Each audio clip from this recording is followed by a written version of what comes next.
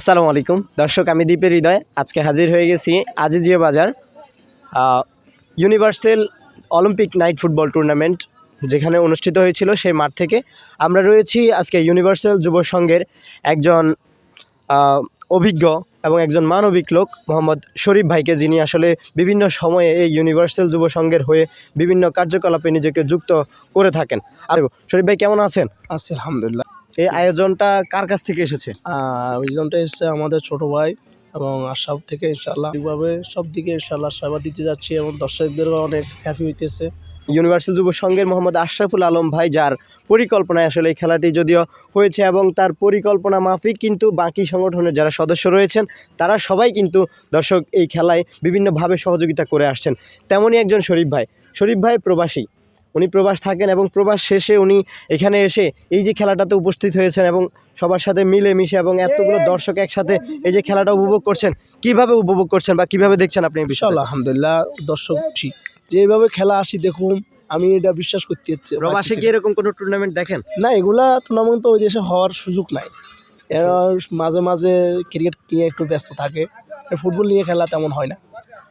আচ্ছা, অসংখ্য ধন্যবাদ শরীফ ভাইকে। উনি প্রবাস থেকেও এসে এইখানে এই খেলার আসলে যে ফিলিংসটা, এটা উনি বলছেন যে ওনার ভাষায় একেবারে অনন্য। আর দেখি যে প্রত্যেকটা টুর্নামেন্টে বিভিন্ন ধরনের ঝামেলা হয়ে থাকে, বিভিন্ন ধরনের ঝামেলা কেন্দ্র করে পরে খেলাটা সম্পূর্ণ হয় না। তো সেই ক্ষেত্রে খেলা একেবারে শেষ পর্যন্ত যেতে আপনাদের কতটুকু অ্যারেঞ্জমেন্ট রয়েছে? না, আলহামদুলিল্লাহ, আমাদের সংগঠনের সদস্য ইনশাআল্লাহ স্ট্রং আছে। কোনো প্রকার এখানে কোনো ধরনের বিশৃঙ্খলা করার মতো কেউ সাহস করবে না, সাহস করার মতো না। যদি কেউ সাহস করে, এটা ভাঙ্গা জবাব দেওয়ার জন্য আমাদের ছোটো ভাইয়েরা এবং সব সদস্য স্ট্রং ইনশাআল্লাহ। অসংখ্য ধন্যবাদ জানাচ্ছি।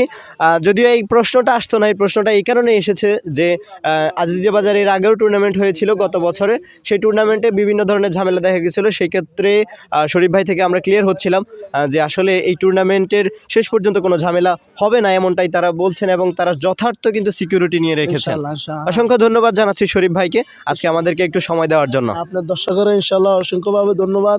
এবং আমি সবসময় আপনি এই চ্যানেল নিয়ে নিজিতে আসেন ইনশাআল্লাহ, সবসময় বাবার থেকে দেখতেছি। আমি অনেক খুশি যে আমাদের গ্রামের স্মৃতি আপনি যেভাবে ধরতেছেন, আমার তো ফেটে যাচ্ছে, কি বলবো আর। অনেক ধন্যবাদ আপনাকে। আলহামদুলিল্লাহ।